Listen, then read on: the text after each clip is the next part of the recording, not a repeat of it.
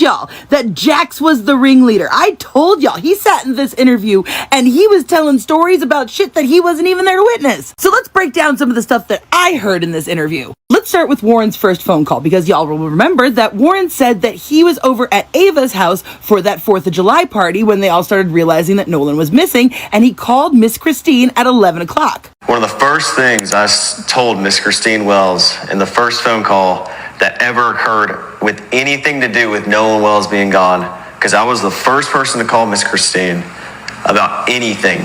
First phone call, anything to do with Nolan Wells, was me making a phone call to Christine Wells. And one of the first things I said to her, with multiple witnesses here, pull up the phone call if you want. She said, oh, well, Nolan's location is with y'all at, where the house we were at. And I was like, well, no, he left his phone with us. I told her this. And yesterday, the same time that this interview came out, Christine Wells said this. 360 says that he's on land, and he was like, well, no, I mean, well, we have his phone. So both versions of the story say that Warren didn't tell her about the phone until after she confronted him with the 360. Now, Warren tells Miss Christine that he knows somebody in the Coast Guard and that he's going to call them, which is very fucking different than calling the Coast Guard, which absolutely explains why the Coast Guard came out and said at first that they had not received a call from the kids that night. The Coast Guard's initial statement said they weren't informed until 12:30. Then the Coast Guard later changed their story and said, oh wait, actually we did. And it seems to me that that first call was most likely an off-the-record to a friend kind of deal, which means these people freaked out and didn't call the Coast Guard until after all these people showed up at Jax's house. Which would explain why in the course of this interview it went from Warren called the Coast Guard to we did. Now, when the subject turns to how the family got the phone back from these boys, you'll notice that there was a couple slip-ups.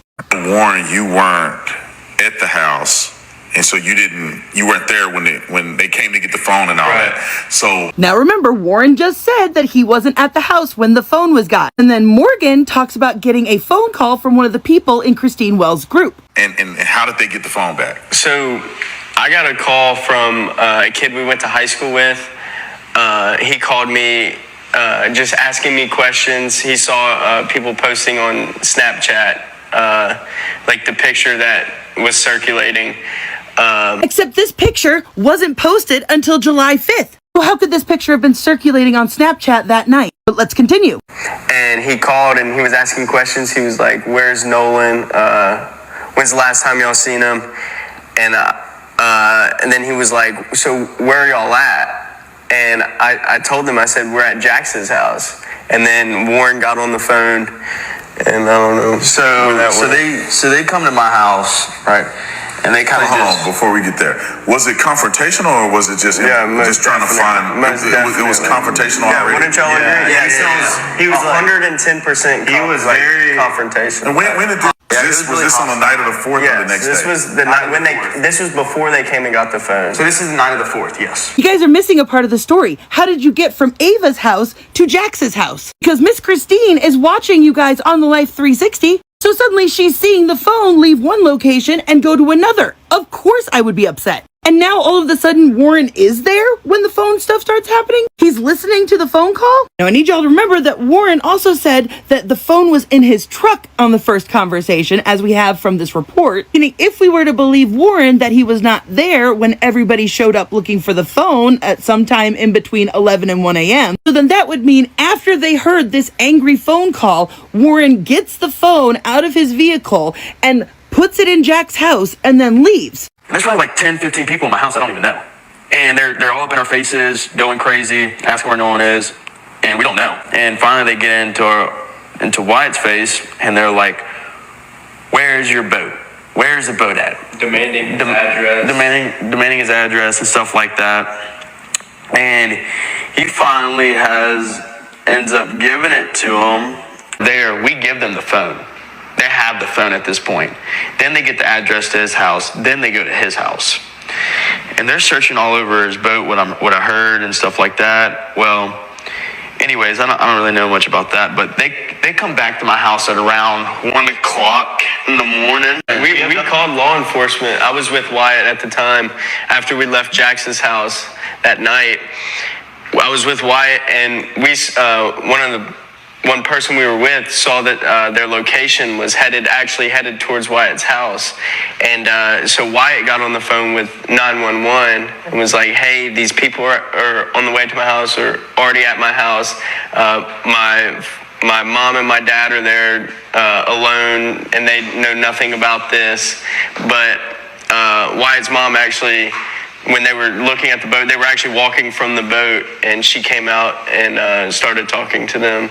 Okay, so let me get this straight. Wyatt, Morgan, and Jax were all together. Warren was gone for some reason at this point. 10 to 15 people just barge into your house. Don't know why your grandparents weren't around. That might explain some things, huh? Guess y'all had the house all to your fucking self that weekend. But then they ask Wyatt for his address so that they can go look at the boat. Wyatt gives them the address. They start heading over there. Wyatt and Morgan get into a car and leave Jax's house. Somebody else that you were with that we aren't hearing about is tracking someone else's phone. I don't know if it was somebody who was with the group that they had access to, or if they were tracking Nolan's phone and they saw it was heading to Wyatt's house. And even though Wyatt gave them the address, and instead of calling his parents, he calls 911 and tells them, my parents don't know anything about that's going on. Can you send police over there? Now, mind you, it was about half an hour after being on the phone with Warren that Christine was able to actually call and report him missing. But she was having to go back and forth and go down to all these different agencies because nobody would fucking help her. And frankly, I want to know why all of this confrontation was left out of the fucking report. Like, if this family had to be removed from 2 different properties by the police,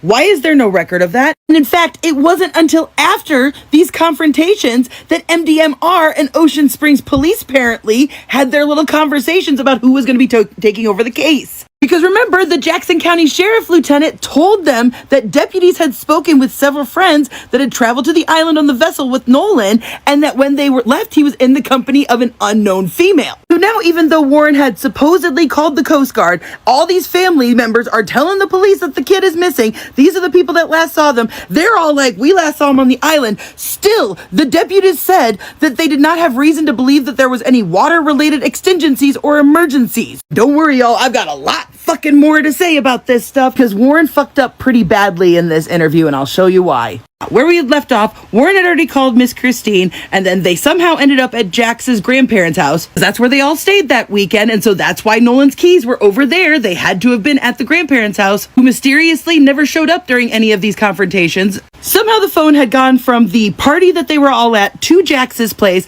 and then Warren left after a phone call to Morgan. According to them, 10 to 15 people showed up and just walked into Jax's house and demanded the phone. Wyatt gave the address in which the boat was at. They all start migrating over there. Then Morgan and Wyatt and another friend are tracking their 360s and seeing that they're going over to Wyatt's house. Then they call 911 to tell them that the police are on the way to his house. Then they're searching the boat, and then they come back to Jax's house around 1 o'clock in the morning, according to him. Mind you, that's when they explain to the police about their friend being missing. And so then the report says at 1:38 in the morning, the Jackson County Sheriff's Office say that they spoke to several of the friends that were on the vessel with Nolan, saying that he was in the company of an unknown female. But Morgan, Jax, and Warren all claimed that they did not travel to the island on the same boat as Nolan. So who did they talk to? Because it sounds to me like they had told the police that they were on the same boat as him. Keeping in mind that this is what Warren told Miss Christine.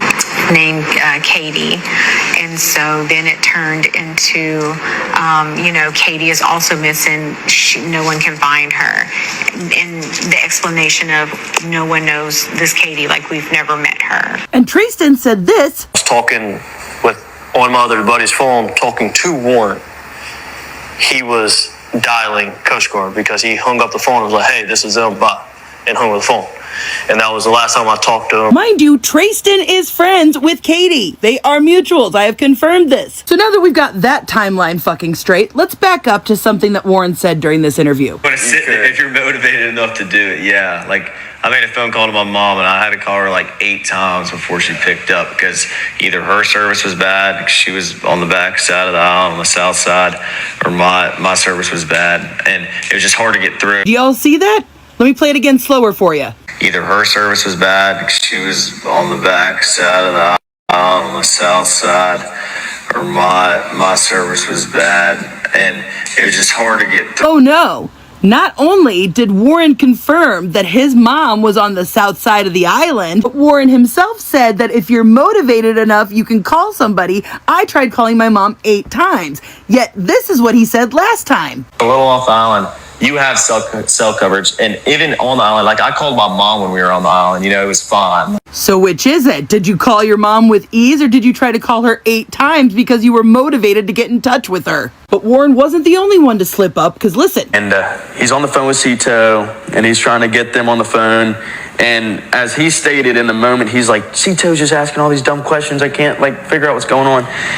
And so finally hangs up. And after the trim to the motor started to work again. So they manually trim it down by the buttons on the motor, trimmed it down, and some electronics started to come back on. And they got the boat to crank over, and they're like, all right, untie us.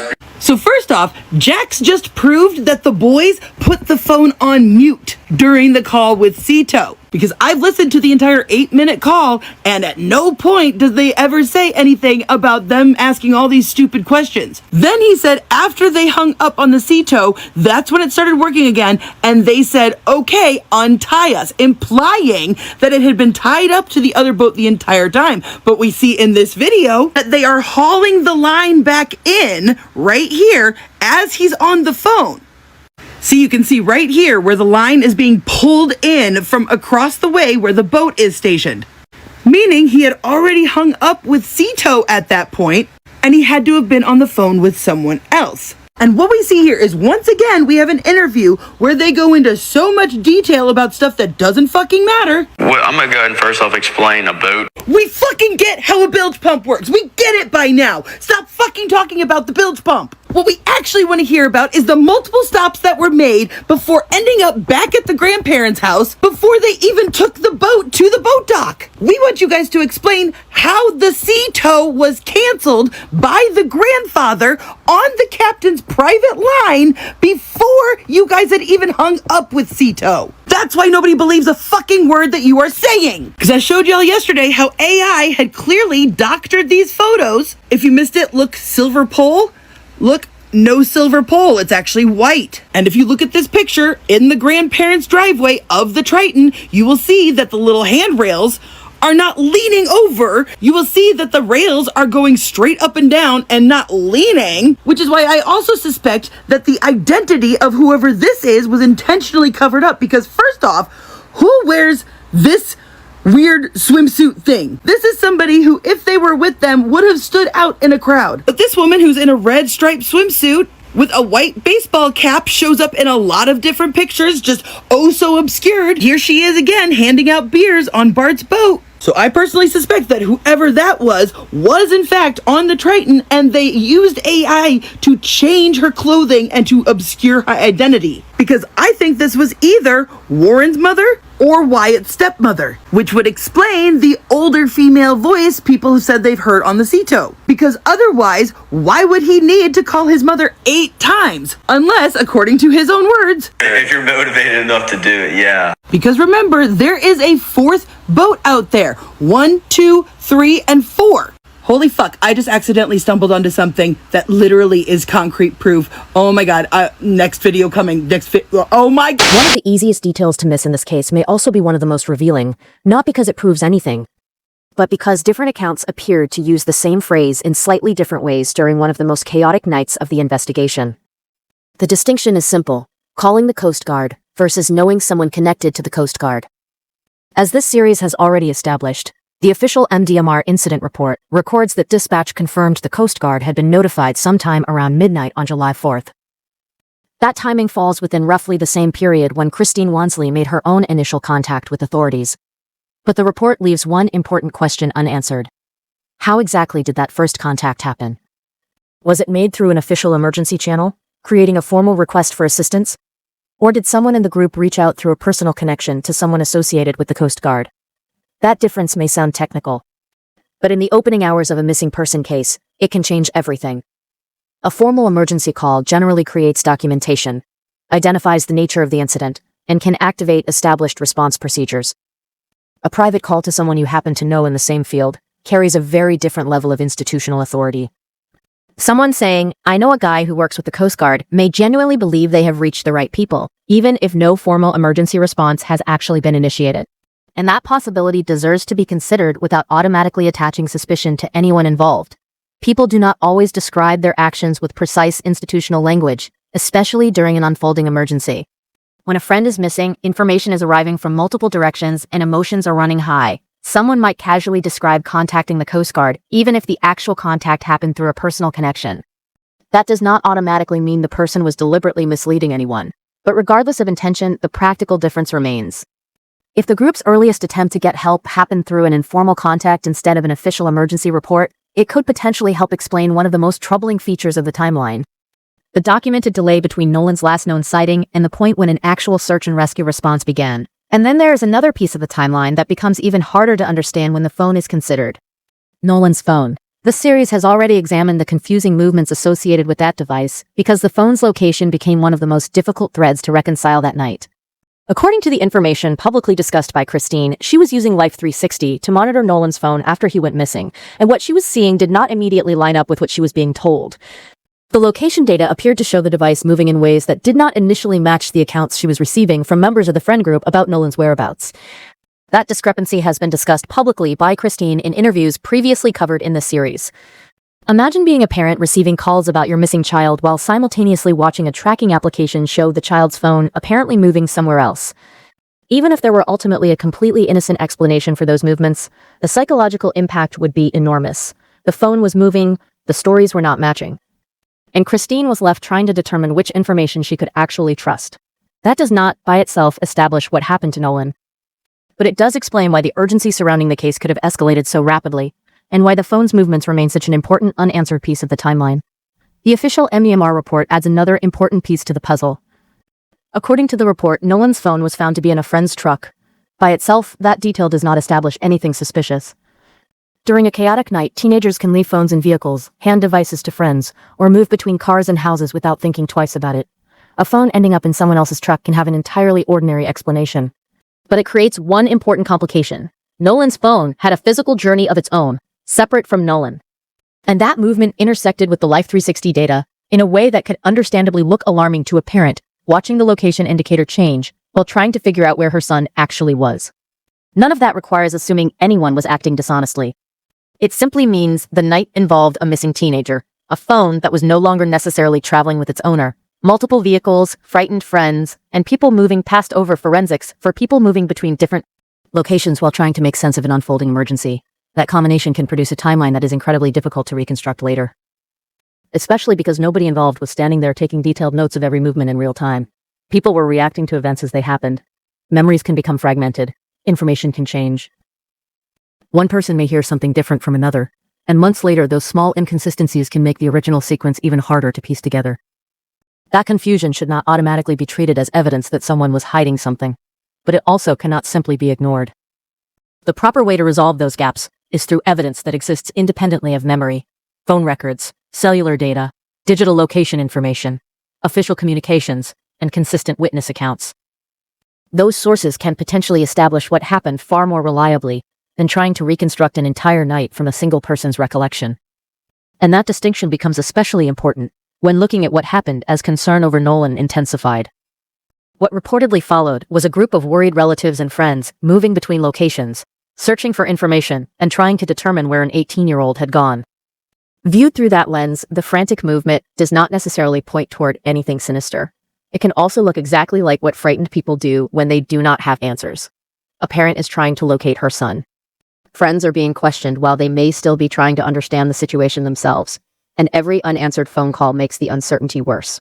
For Christine, the emotional reality was particularly stark. Her son was unaccounted for. Life 360 appeared to show his phone moving in ways that did not immediately match what she was being told. And the attempts to get help reportedly involved multiple agencies before the Jackson County Sheriff's Office formally took over the case, a sequence that the official MDMR documentation helps establish. That kind of bureaucratic friction can feel unbearable when someone you love is missing. Every transfer between agencies means another moment of waiting, another explanation, another unanswered question. And in the middle of that frustration, emotions can rise quickly. If confrontations occurred that night, fear and confusion alone could potentially explain why tensions became intense. A terrified family searching for a missing loved one may confront teenagers who themselves have incomplete, changing, or uncertain information. That is not proof of wrongdoing on either side. It is simply one possible picture of how a genuine crisis can unfold: chaotic, emotional, fragmented, and filled with people trying to make decisions without knowing the full story. But then the official reports introduce another detail that deserves a closer examination. Deputies reportedly spoke with friends who told them Nolan had been with an unknown female and had chosen to remain on the island. That statement, standing alone, does not answer what happened to Nolan, but it does raise a basic question. What exactly did those friends believe had happened, and when did they believe it? But that immediately leads to another question. Which specific people gave that version of events to investigators? And perhaps just as importantly, did those same individuals describe the situation to Christine in the same way that night? Wanting those details clarified is not the same as accusing anyone of lying. In the middle of a rapidly developing missing person investigation, different people can have different conversations at almost the exact same time. Information may be incomplete, details can change as new facts emerge, and people under extreme pressure may remember, interpret, or communicate events differently. The friend group itself may not have understood the full picture when deputies first began asking questions. That is why Katie's role requires particular caution. She occupies a unique position in the timeline, potentially one of the few people who could have had direct knowledge of Nolan's final hours. Yet unlike many of the other individuals connected to the case, Katie has largely remained outside the public spotlight, and that silence has created a major hole in the publicly available account.